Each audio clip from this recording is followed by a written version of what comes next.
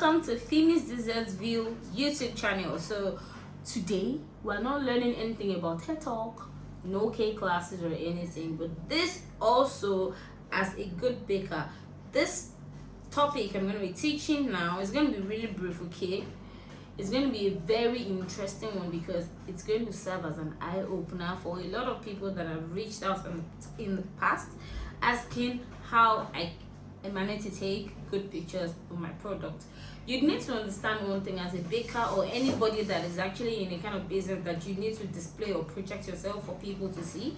Before they taste your product, before they actually see it physically, you should have that holding power, right? That's what it's called. Like, you need to know what you do to appeal to them even before they get their product. Now for cake, you know how it is. Like, there are some clients that even prefer to eat cakes that don't taste nice. That's because their priority is for you to give them good products by picture, visuals, and the likes of it. So if you happen to have any of those kind of clients in your circle, you need to find a way to give them good pictures of their product. Like, it's a way for them to post it up on their story, WhatsApp, or anything. They love to see it like that. Even if what they eat isn't going to be nice, it's not like it shouldn't be nice, but I'm just trying to tell you that people have their priorities, okay? And so if you have clients that are more particular about the visuals of their products, why not you have a good product, like taste wise, and then still give them good pictures?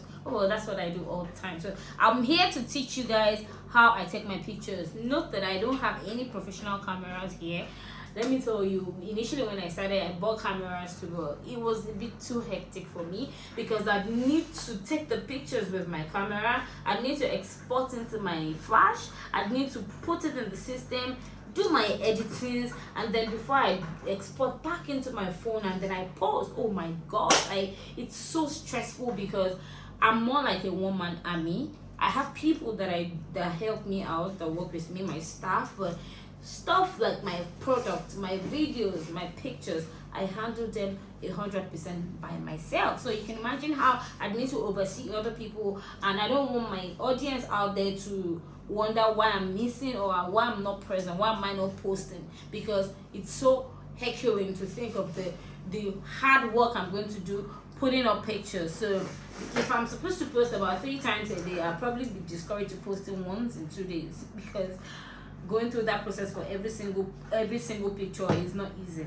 But whatever it is, if you have a good manpower, a good editor, anybody that can take that stress off you, amazing, fantastic. But now this class is directed at those that strictly want to use their phones to snap, okay?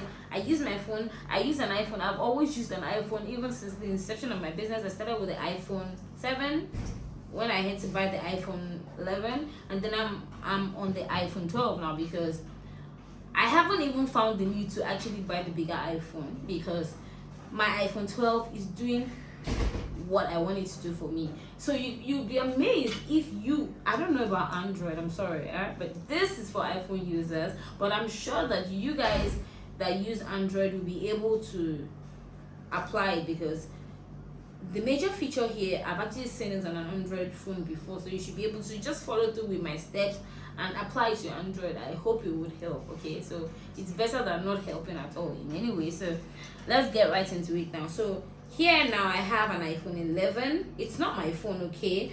But I'm just trying to tell you that this is an iPhone 11.